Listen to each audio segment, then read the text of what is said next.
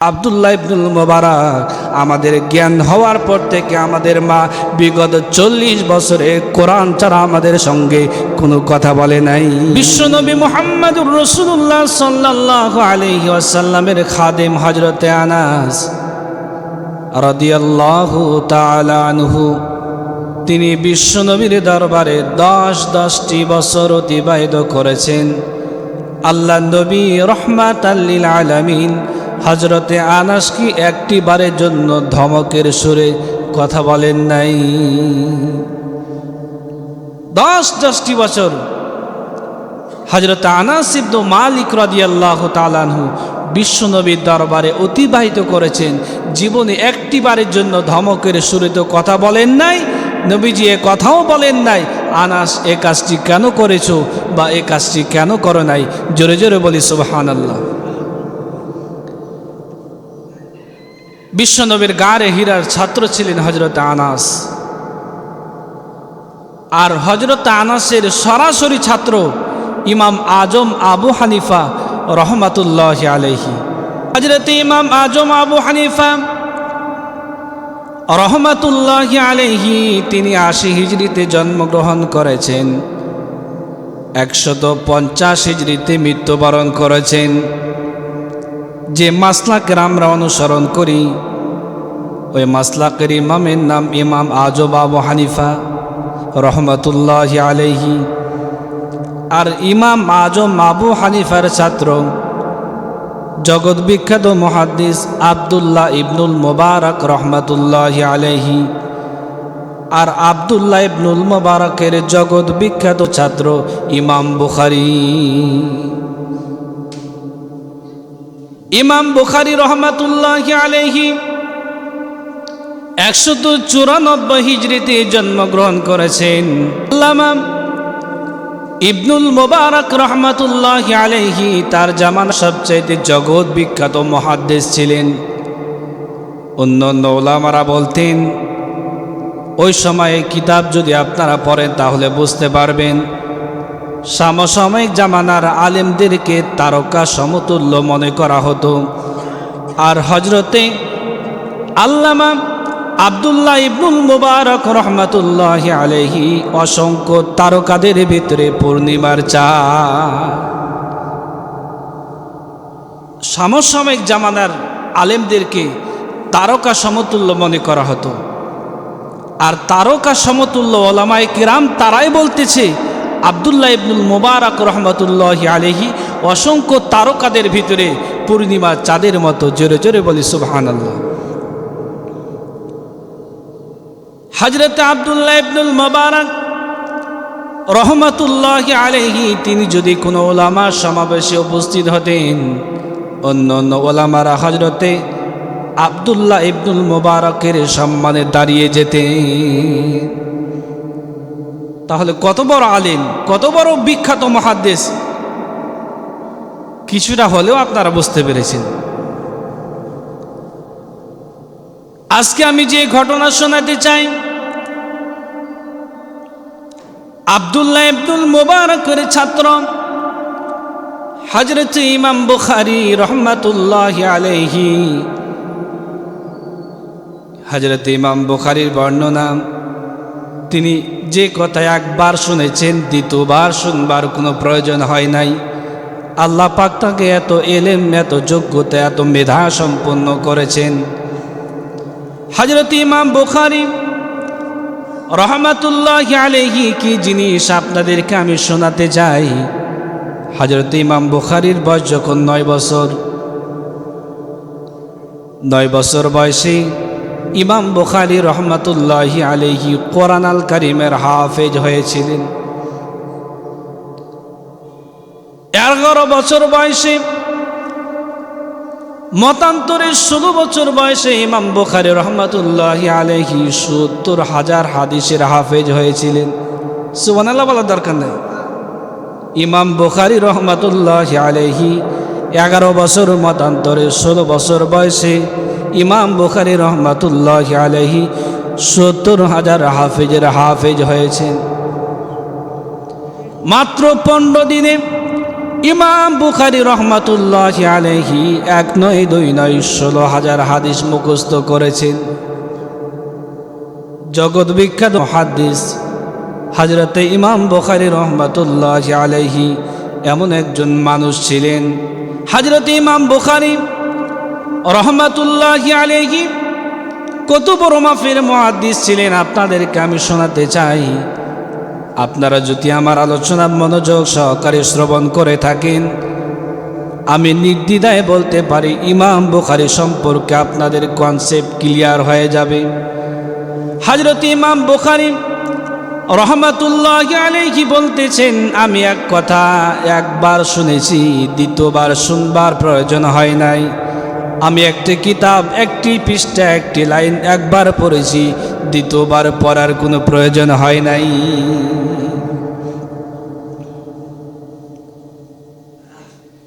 হযরত ইমাম বুখারী রহমাতুল্লাহি আলাইহি তার সহপাঠী ইমাম ইসমাইল রহমাতুল্লাহি আলাইহি তিনি একসঙ্গে পড়াশোনা করতে যেতেন ওস্তাদের কাছে।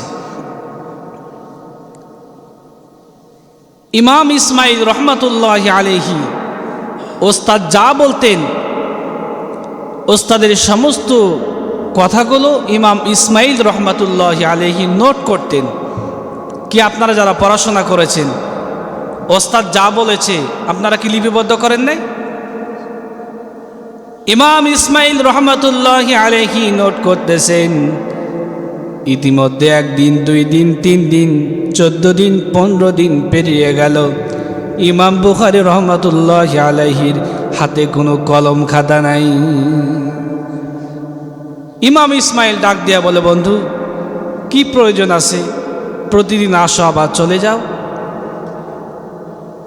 ইমাম বুখারী রহমাতুল্লাহি আলাইহি ডাক দিয়ে বলে, বন্ধুরে ও ইমাম ইসমাইল, আজ তোমার সাথে আমার একটা ইন্টারভিউর ব্যবস্থা করো। ইন্টারভিউ হয়ে যাক, পরীক্ষা হয়ে যাক।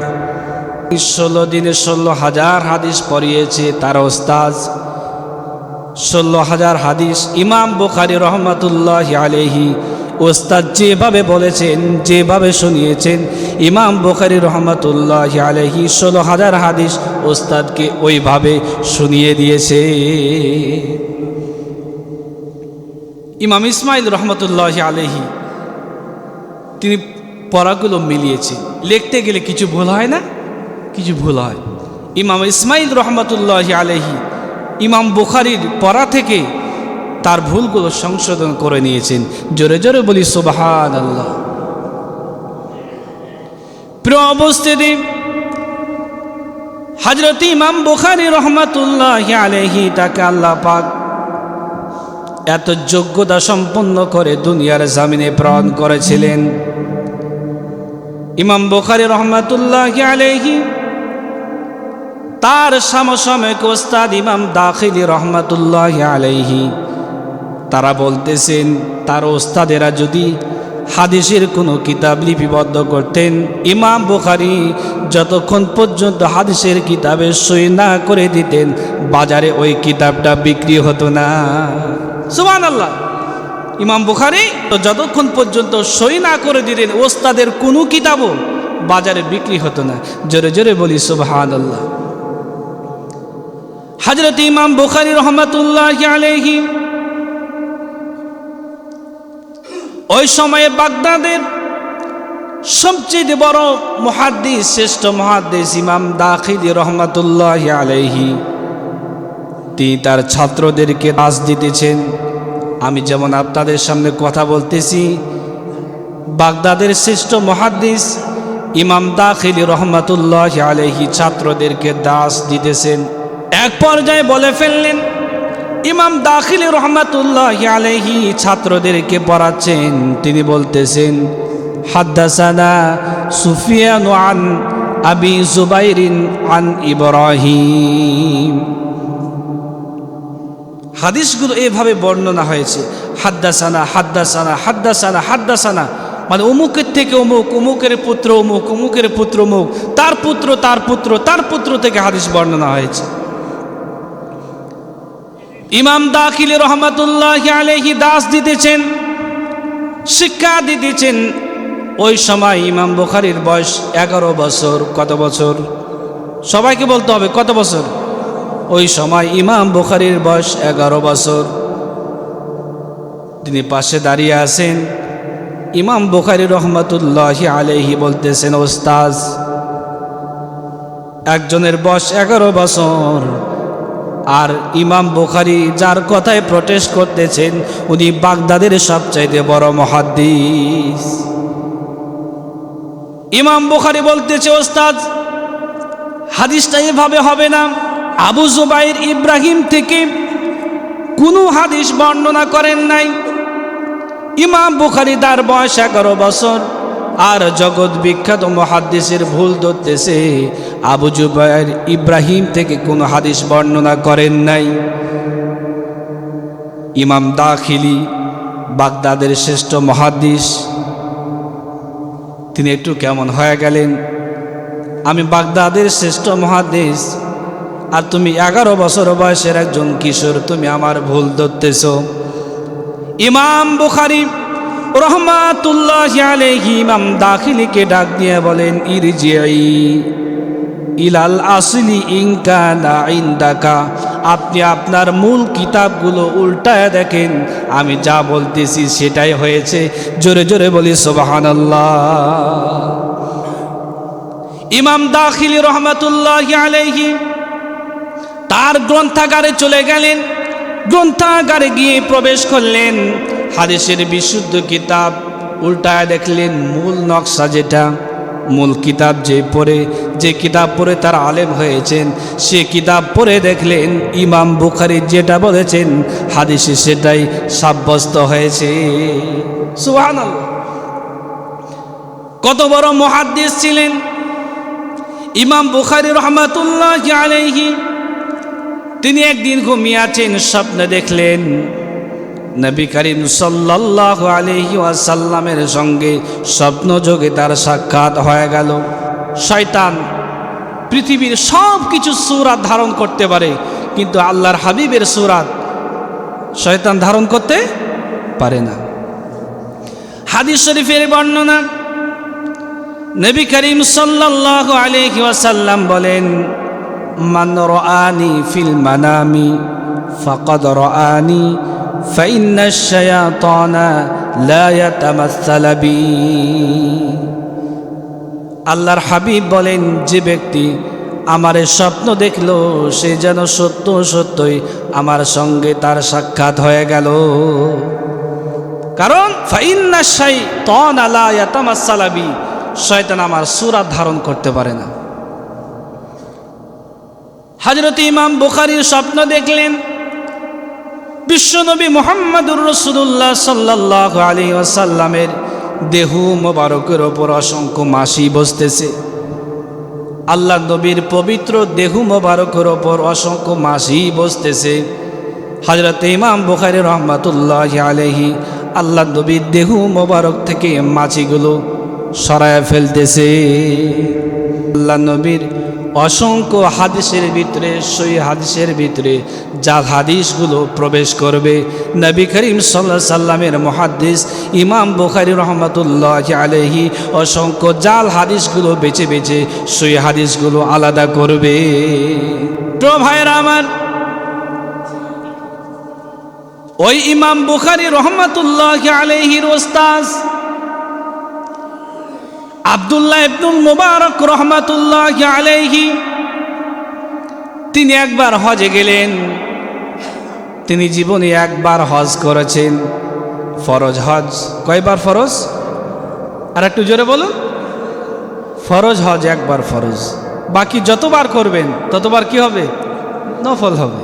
হজ্জের সমস্ত কার্যাবলী সম্পন্ন করার পরে কাবার চত্বরে চাদর মুড়া দিয়ে কে যেন শুয়ে আছে। আব্দুল্লাহ ইবনুল মুবারক রহমাতুল্লাহি আলাইহি আইডেন্টিফাই করবার জন্য সালাম দিলেন। নারী না পুরুষ বোঝা যায় না, আইডেন্টিফাই করবার জন্য সালাম দিলেন, আসসালামু আলাইকুম ওয়া রাহমাতুল্লাহ। ওই মহিলা সালামের জবাব তো দেওয়ার কথা ছিল, ওয়া আলাইকুম আসসালাম ওয়া রাহমাতুল্লাহ। তিনি এভাবে জবাব না দিয়ে আল্লাহ রব্বুল আলামিনের কোরআন আল কারীম তেলাওয়াত করে জবাব দিলেন, সালামুন কাওলাম মির রাব্বির রহিম। পরম করুণাময় অসীম দয়ালু আল্লাহ পাকের পক্ষ থেকে তোমার উপর শান্তি বর্ষিত হোক। হযরত আব্দুল্লাহ ইবনুল মুবারক জগৎ বিখ্যাত মুহাদ্দিস, তিনি প্রশ্ন করলেন, মা গো, হজ্জের কার্যাবলী 3 দিন পেরিয়ে গেছে, আপনি কেন এখনো পর্যন্ত কাবার চত্বরে জনমানব শূন্য এলাকা, কেউ নাই, আপনি কেন নীরব নির্জন এলাকায় পড়ে আছেন? মহিষী নারী তিনি তার ভাষায় জবাব না দিয়ে কোরআন আল কারীমের একটি আয়াত তেলাওয়াত করে জবাব দিলেন, মাই ইউদলিলহু ফামা লাহু মিন হাদ। এর মানে আল্লাহ যার পথভ্রষ্ট করে পৃথিবীর কেউ তার পথ দেখাতে পারে না। হযরত আব্দুল্লাহ ইবনুল মুবারক প্রশ্ন করলেন, মাজি, অবৃদ্ধা মহিলা, কতদিন পর্যন্ত কাফিলার সঙ্গে আপনার বিচ্ছিন্ন হয়েছে? পথ বলে কতদিন পর্যন্ত এখানে অবস্থান করতেছেন? তিনিও নিজ মাতৃভাষায় জবাব না দিয়ে কোরআন তেলাওয়াত করে জবাব দিলেন। কোরআনের একটা আয়াত তেলাওয়াত করলেন, সালাসা লায়ালিন সাবিয়্যা। আমি 3 দিন অবস্থান করতেছি, 3 দিন এবং 3 রাত অবস্থান করতেছি। হযরত আব্দুল্লাহ ইবনুল মুবারক বলতেছি, মা, আপনি কি খান? ওই বৃদ্ধা মহিলা নিজ ভাষায় জবাব না দিয়ে আল্লাহর কোরআন তেলাওয়াত করে জবাব দিলেন, আল্লাযী হুয়া ইউতঈমুনি ওয়া ইয়াসকিন। যিনি আমার রব, তিনি আমার খাবারের ব্যবস্থা করেছেন। জোরে জোরে বলি সুবহানাল্লাহ। হযরত আব্দুল্লাহ ইবনুল মুবারক ডাক দিয়ে বলে, মা, আমার কাছে কিছু খাবার আছে, আপনি যদি মনে করেন, পছন্দ মনে করেন, আমার খাবারগুলো আপনারা দিতে চাই। ওই বৃদ্ধা মহিলা আল্লাহর কোরআনের আয়াত তেলাওয়াত করে জবাব দিলেন, সুম্মা আতিম্মুস সিয়ামা ইলাল লাইল।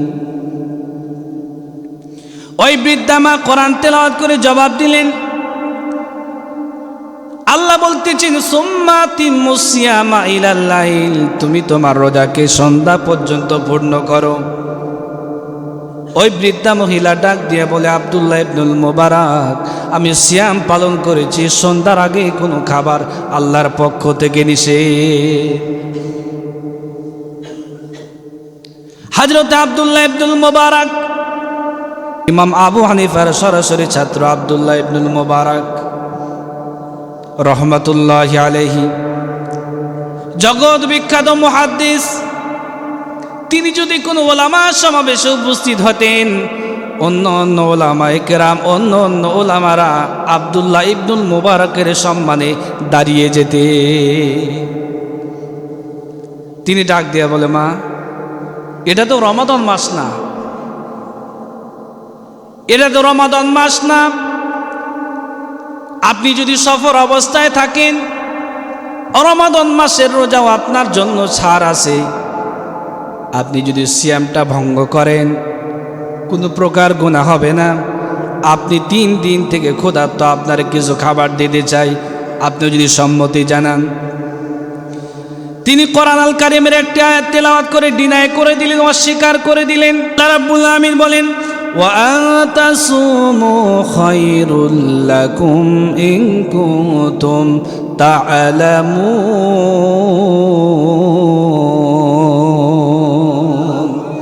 বলতেছেন, ওয়া আনতাসুমু খায়রুল লাকুম ইন কুনতুম তা'লামুন, যদি তুমি নফল সিয়াম পালন করো তা তোমার জন্যই, পরকালের জন্য আল্লাহ পাক তোমাকে উত্তম পুরস্কারে পুরস্কৃত করবেন। জোরে জোরে বলি সুবহানাল্লাহ।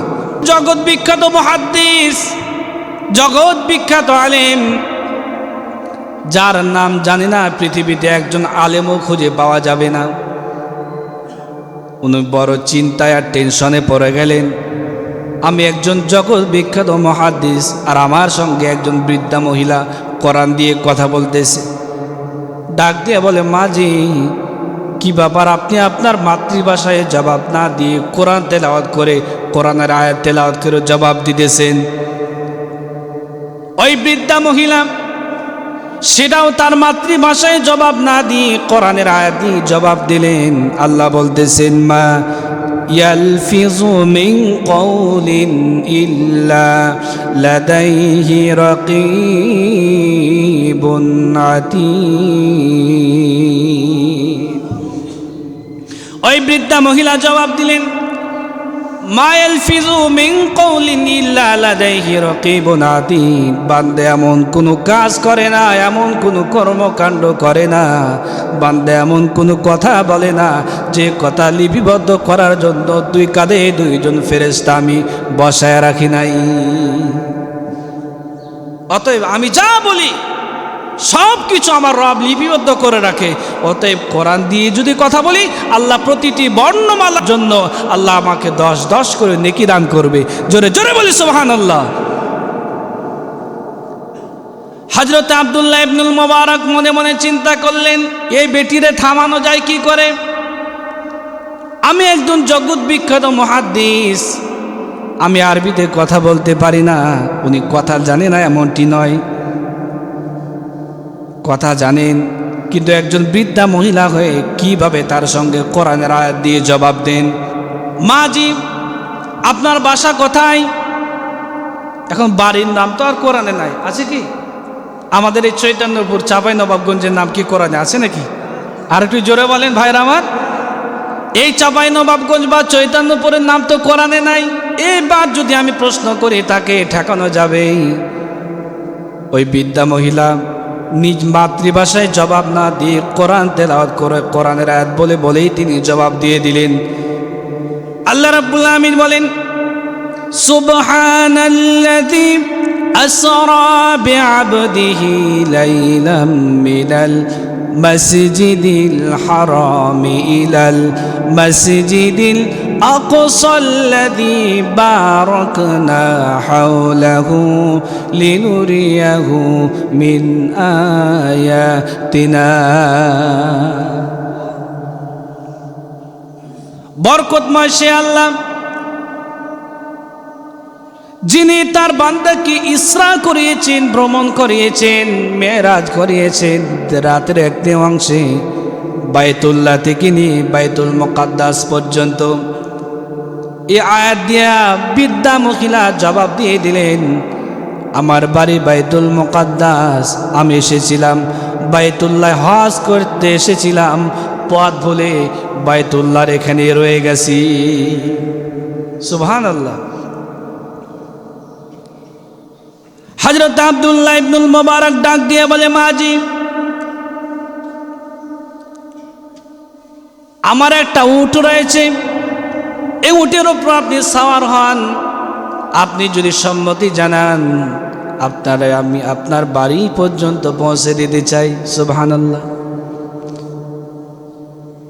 ওই মহিলা উটের উপর সাওয়ার হবেন, এমন সময় কোরআনের আয়াত তেলাওয়াত করে দোয়াটি পড়ে নিলেন। সবাই আমার সঙ্গে তেলাওয়াত করুন, সুবহানাল্লাযী সাখখারা লানা হাদা ওয়া মা কুন্না লাহু মুকরিনিন। আমি যে বাহনের উপর সাওয়ার হয়েছি, আল্লাহর কাছে দোয়া করতেছে, আল্লাহ নিরাপদে নিরাপত্তার সঙ্গে বাড়ি পর্যন্ত তুমি পৌঁছে দিও।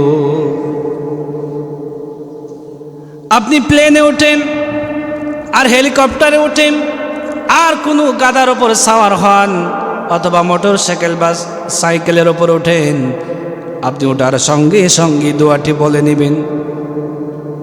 হযরতে আব্দুল্লাহ ইবনুল মুবারকের সঙ্গে এভাবে জবাব দিয়ে দিলেন। প্রিয় ভাইয়েরা আমার, ওই বৃদ্ধা মহিলা উটের উপর সাওয়ার হবেন। আল্লাহ রাব্বুল আমিন বলেন, ওয়া ইন تفعلوا من خير يعلمه الله তুমি যদি আমার জন্য কল্যাণকর কিছু করো আল্লাহ অবশ্যই পরকালে তোমাকে উত্তম পুরস্কারে পুরস্কৃত করবেন। হযরত আব্দুল্লাহ ইবনুল মুবারক তার দিকে তাকিয়ে আছেন, কোরআনের আয়াত তিলাওয়াত করলেন। বৃদ্ধা মহিলা বলতেছে, চক্ষু নিম্নগামী করো। আমি বৃদ্ধা মহিলা, হয়তোবা উটির ওপর সাওয়ার হতে গেলে আমার হয়তোবা একটু কাপড়গুলো একটু এদিক ওদিক হয়ে যেতে পারে। কোরআন তেলাওয়াত করে জবাব দিলেন, কুল্লিল মুমিনিনা ইয়াগুদ্দু মিন আবসারিহিম ওয়া ইয়াহফাযু ফুরুজাহুম। অতএব ডাক দিয়ে বলেন, ও আব্দুল্লাহ ইবনুল মুবারক, আমি বৃদ্ধা মহিলা, তুমি তোমার চক্ষু নিম্নগামী করো, চোখটা একটু নিচে নামায় দাও, কারণ আমি বৃদ্ধা মহিলা। তোমার এই ঘোড়ার উপর সাওয়ার হতে হলে আমার যদি কাপড় একটু এদিক সেদিক হয়ে যায়। এমন সময় নরম সুরে প্রশ্ন করলেন, মা গো, আপনার কি কোনো সন্তান সন্ততি নাই? বৃদ্ধা মহিলা নিজ মাতৃভাষায় জবাব না দিয়ে কোরআন আল কারিমের একটি আয়াত তেলাওয়াত করে জবাব দিয়ে দিলেন, আল মালু ওয়াল বানুনা জিনাতুল হায়াতিদ দুনিয়া। আল্লাহু আকবার।